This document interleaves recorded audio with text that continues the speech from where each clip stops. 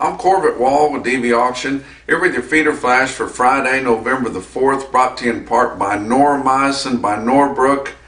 Noromycin 300 LA is your proven go-to antibiotic for seasonal diseases in cattle.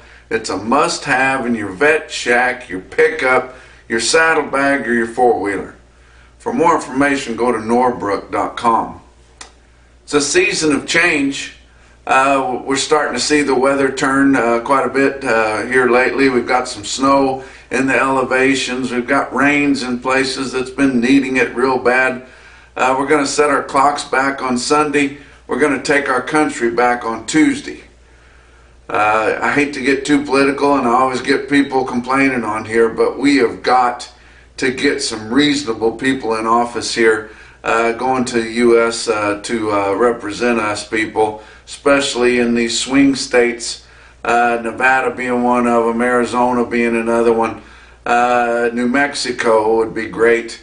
Even some of your more liberal states, we've got an opportunity, but we're going to get some reasonable majority back in our Congress and our Senate. We've got to fix this border deal, guys. I don't know if you've seen it, but over 5.5 million people have come in the last 2 years illegally into this country. It's not Mexicans. All the Mexicans that want to come over here are already here. These people are coming from countries we've never even heard of, and we don't have any idea what they've got on their mind or what they're planning to do while they're over here. But we've got to replenish our petroleum reserves. This diesel shortage, we can't do that. We cannot do that. We've got to loosen the barriers that we've got on getting our own petroleum out of the ground.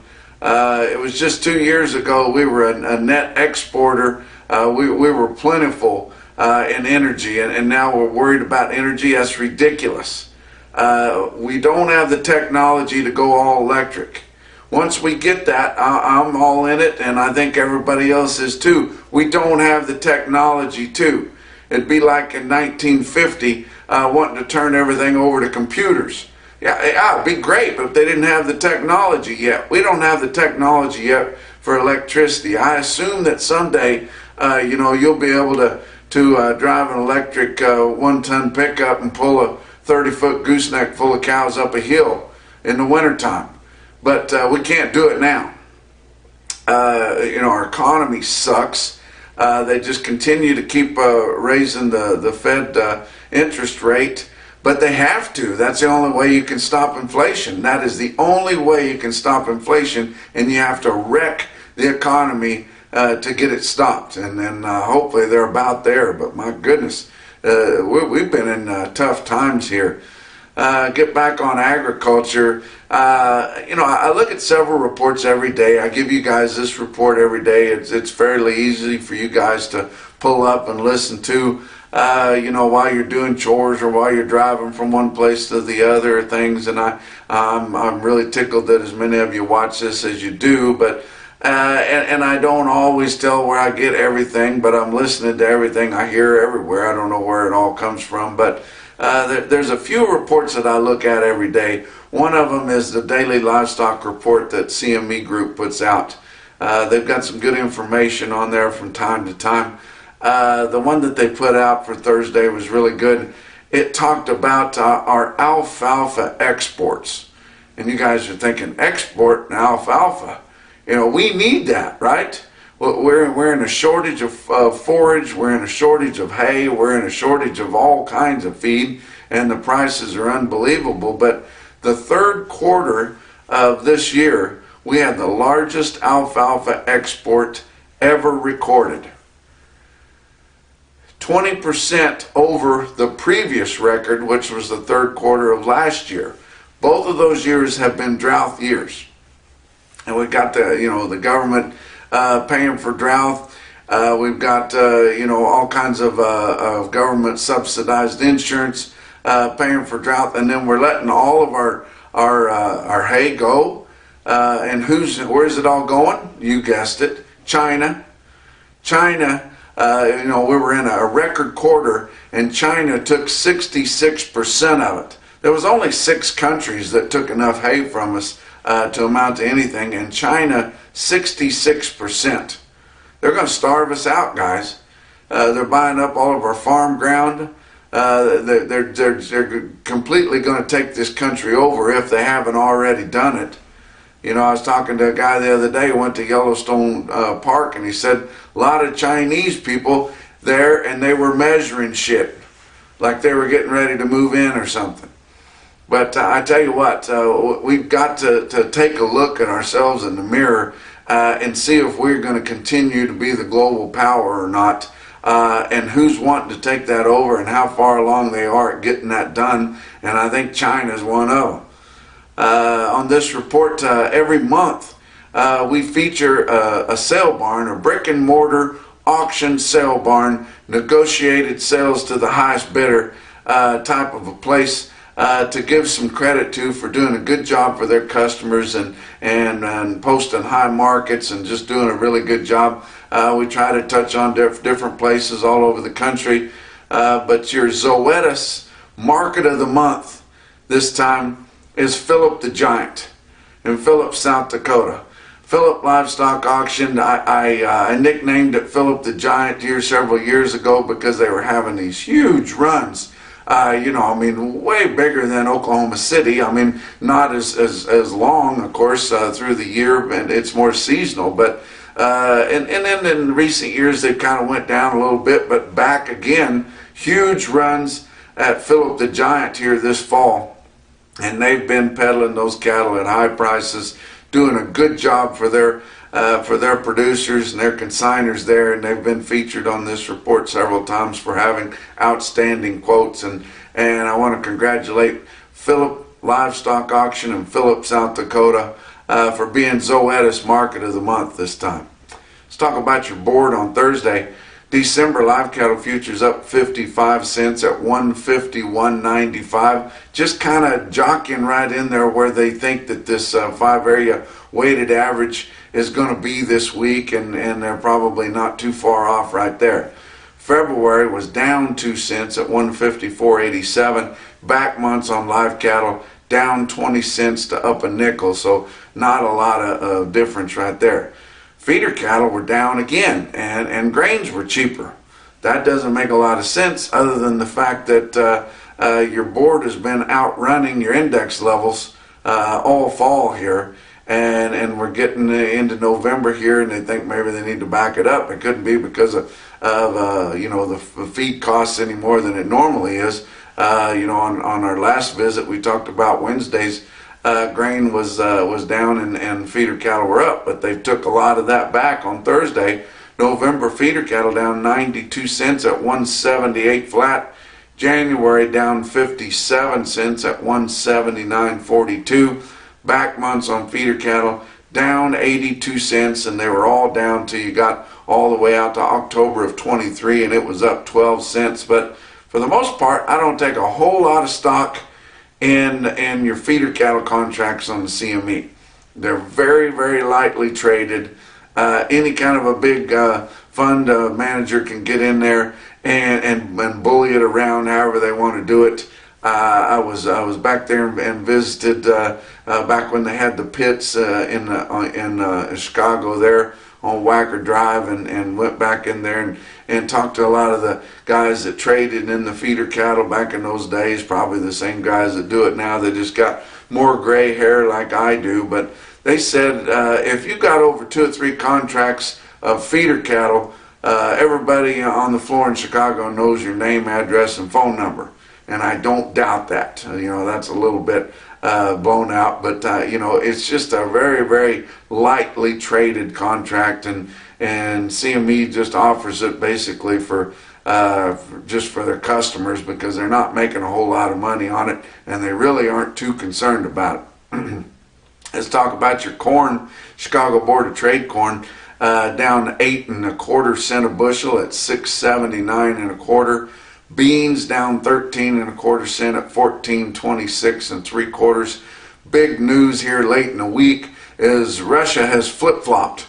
You know, they backed out of the Black Sea deal over the weekend, and then middle of the week this week they jumped back in it.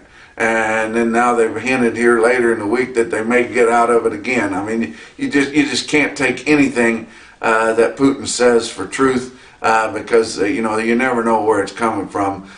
He may be more lost mentally than Mr. Magoo that we have in Washington D.C. But your fat cattle trade for Thursday, it did establish, and it wasn't much higher. I might have traded in the upper end of last week's price ranges, but I told you on our last visit that the town drunk knew that fat cattle were going to be higher this week. He was wrong.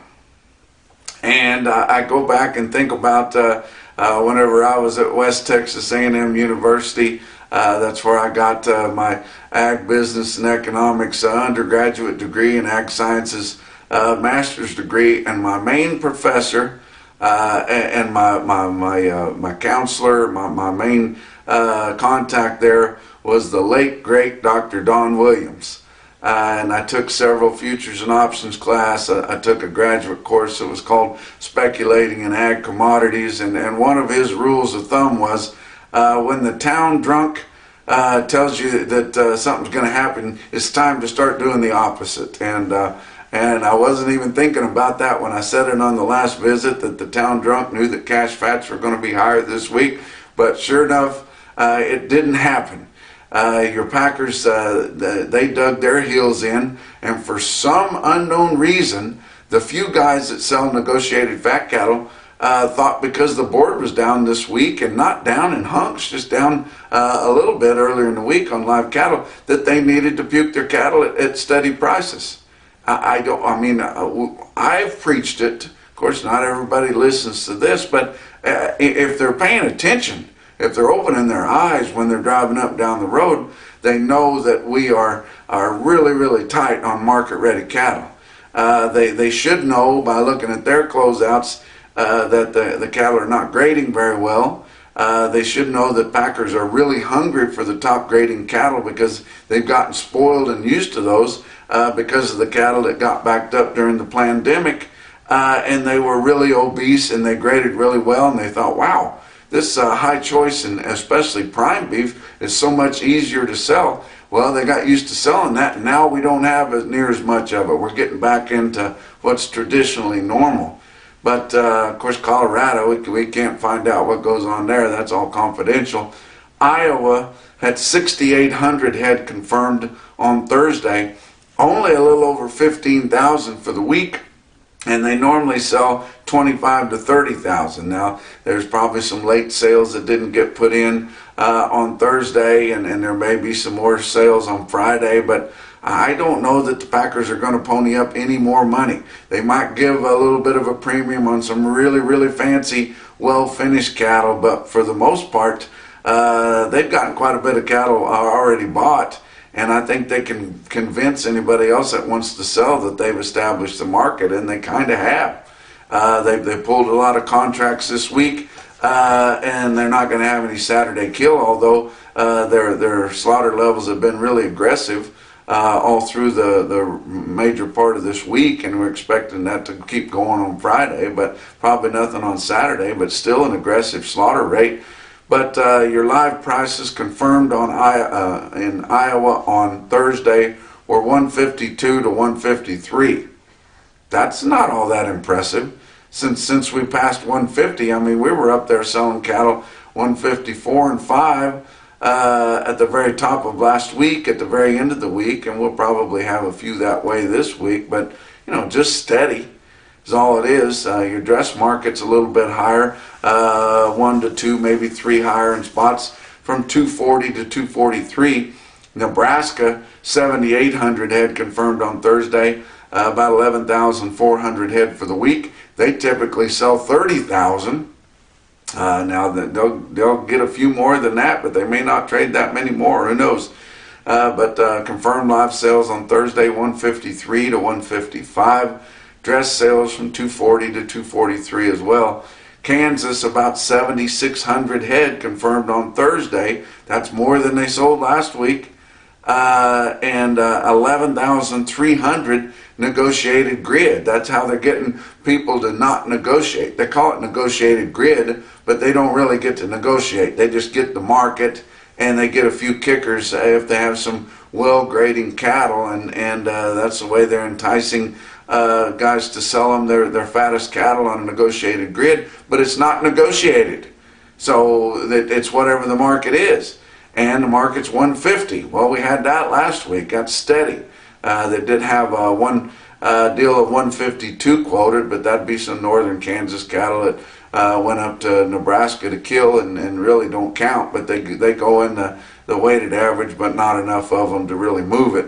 Texas 3,700 on Thursday, 7,600 head for the week. That's more than they sold last week. 3,100 head of negotiated grid in Texas, which is more than typical. 150 was the market in Texas also. We've seen some 149 quoted in Texas. That's mostly been on Mexican origin cattle, which a lot of your big feedlots not only some of them, they're not able to get as many Mexican cattle as they want right now, but they predominantly feed Mexican cattle, and most of them don't take any kind of discount at all on them if they promise all their cattle to one packer. So we saw some Mexican cattle sell this week in Texas, just a buck under that. But the Mexican cattle are no bargain anymore. They don't die. A lot of people have figured that out. The Mexican ranches have had some moisture, and they found out that it's better to put more weight on those cattle before they bring them over, weighing 275 or 3. So they're keeping them a little bit longer before they take them to the border, if they indeed decide to send the cattle up into the United States. But they're feeding more cattle in Mexico also.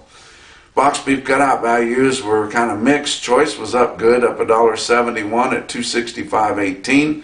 Selects down a dime at $233.06. Slaughter, like I said, an aggressive rate here, as hard as cattle are to buy, but they may back that up next week, and maybe they won't need quite as many cattle. 513,000 up through Thursday. That's 1,000 more than last week. 24,000 more than the same week a year ago. Actual slaughter information come back for the week ending October the 22nd. Your average dressed steer carcass weight up 1 pound from the previous report. It's unbelievable. These monster carcasses are not grading, but 925 pounds for your average dressed steer carcass weight. Let's talk about what else is going on. The U.S. Cattlemen's Association is having their annual meeting and Cattlemen's Forum. They don't call it a convention because that would sound too much like some of the other outfits, and it's not going to be anything like that. It's on December 8th through the 10th. It's going to be cattle people.